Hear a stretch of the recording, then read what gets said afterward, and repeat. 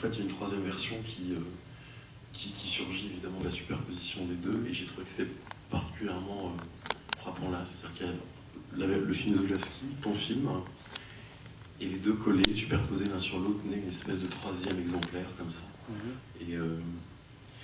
Et je pense que même si on ne connaît pas d'ailleurs le film de Zulawski, parce que c'est vrai qu'avec les voix, par exemple avec la bande-son, avec la voix de Romy Schneider qui est tellement singulière, quoi, identifiable, et qu'on connaît, qui nous rappelle tous des choses.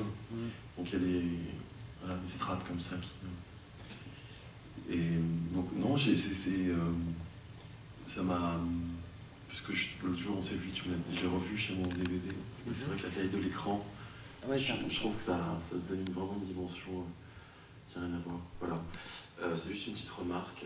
Il y a un micro dans la salle si vous voulez poser des questions, dire des choses. Speechless. Ouais, et en même temps, je trouve qu'après des projections de films, souvent il y a des questions un peu idiotes où on demande aux comédiens comment est-ce que tu as préparé le rôle, comment est-ce que tu as... Il n'y a pas de comédien, donc il n'y a pas de problème, il n'y a aucun comédien. Non, mais...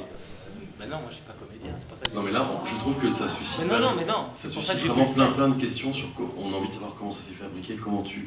Voilà, enfin, et je trouve que on a particulièrement là envie de savoir comment ça se fait, qu'est-ce qui s'est passé avant, comment ça se prépare. Donc, par la parole. Donc le truc, sans fausse modestie, il s'agit justement de mettre les choses, les titres là où ils doivent être. Moi je ne suis pas comédien, je ne me suis jamais pris pour un comédien, et du coup j'ai pu faire ça parce que c'est parti d'un pari à la con. Il m'a dit, est-ce que tu pourrais faire Romy Schneider dans la scène, prenez pas ce photo s'il vous plaît. Moi, comme c'était une scène qui appartenait à mon fond culturel, j'ai dit évidemment. Et puis du coup il m'a dit du coup tu veux pas faire tout le film. Donc j'ai dit ouais, mais sans savoir que ce serait 2 ans très pénibles à avoir les sourcils rasés, à avoir une tête de fromage, à m'épiler les jambes, à porter la poitrine. La poitrine déjà la mienne est suffisamment grosse, donc beaucoup, etc. Donc le coup, je suis pas un acteur, et j'ai fait ça au jour le jour avec les instruments qui étaient les miens, c'est-à-dire des instruments, des bouts de ficelle, pour arriver à donner le change, alors que j'avais pas la mémoire, que j'avais pas la confiance en moi qu'on peut avoir quand on a une technique de jeu, etc. Donc on a inventé aussi des choses. On a inventé tout le temps. Toi tu as inventé tout le temps, et lui il a inventé tout le temps, notamment le grand système du prompteur sur papier craft pour personnes malvoyantes, c'est-à-dire que écrit extrêmement gros. Donc moi j'étais à la fois dans la copie d'un jeu, d'un acteur, en essayant de l'adapter à mon physique, à ce visage et à ce corps, tout en conservant le sens du truc. Donc il fallait que je lise les prompteurs.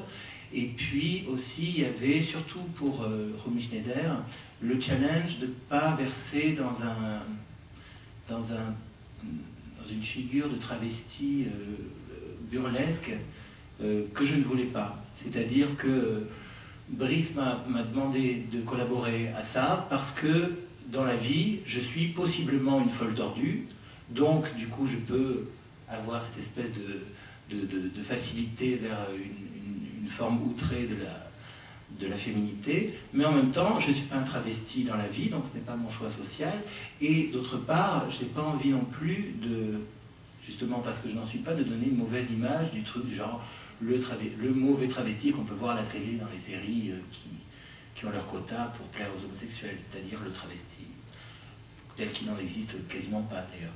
Donc le truc c'était de faire une Romy Schneider acceptable, parce que moi j'aime bien Romy Schneider, d'être un travesti suffisamment polymorphe pour que tout le monde puisse rentrer dans finalement ce que ce film est pour moi, c'est-à-dire un monologue d'une seule personne éclatée. Donc voilà, ça c'est surtout ça le challenge pour moi.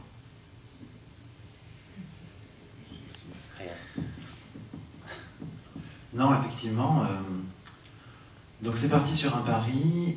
Je voulais absolument reprendre la première scène du film, comme j'avais déjà refait plusieurs scènes de film avec Jean-Luc. On avait déjà travaillé ensemble avant. Moi, ce que j'aimais bien avec Jean-Luc, c'est qu'on se comprenait assez bien. Il y avait des fois, le truc bête à dire, mais on était tellement sur la même longueur d'onde. Des fois, on n'avait même pas besoin d'expliquer ce qu'on a envie, et on arrive à travailler de manière assez intuitive. Donc et en fait je me suis dit mais on va refaire le film quoi, c'est vachement bien d'aller jusqu'au bout et tout, et je crois que c'est au moment où j'ai envie de le faire parce que voilà, j'avais déjà fait plein de petites scènes et je pensais que c'était bien pour moi aussi de à un moment faire le truc ultime, le film. Tout le monde me disait mais pourquoi tu refais pas un film? Donc je me suis dit on va refaire le film, et celui-là me paraissait particulièrement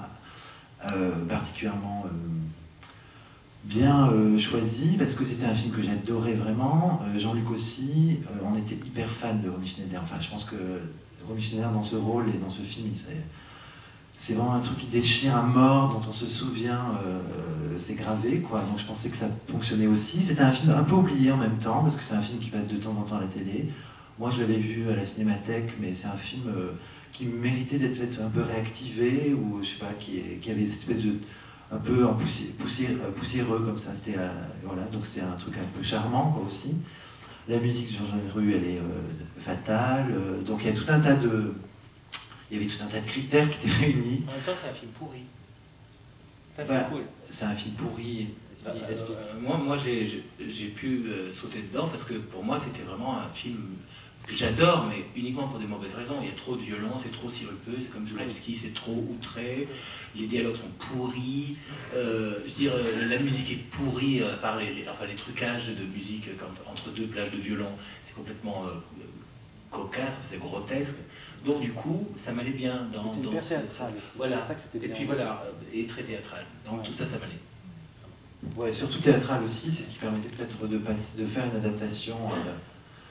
Comme c'était outré, de toute façon, je pense que on pouvait y aller carrément franchement, quoi, il n'y avait aucun problème. Mais c'est vrai que par exemple, Jean-Luc voulait absolument que Romy Schneider soit comment dire, possible, et dans l'idée de Romy Schneider, peut-être dans le souvenir, je sais pas, dans un truc respectueux par rapport à Romy Schneider. Donc, voilà.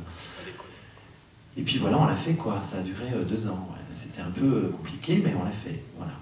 Donc en fait, ce qui est beau aussi, je pense, enfin moi ce que je trouve beau aussi après coup, mais c'est qu'il y a tous les accidents qui sont évidemment visibles de par l'espèce de challenge que ça représente sur la durée du truc.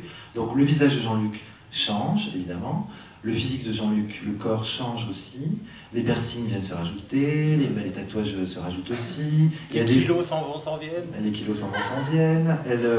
Il y a des espèces de flashbacks dus aux faux raccords. Donc c'est bourré de faux raccords. Moi c'était dans l'idée que je fasse ça, c'était d'y aller à fond sur les faux raccords parce que justement c'était génial. Et puis voilà, on a essayé de pousser au max le truc, et c'était fait des fois avec quand même des bouts de ficelle, mais c'est ça aussi le truc qui fait son charme au film. Donc voilà. Et quoi d'autre, c'est tout. J'ai beaucoup parlé déjà.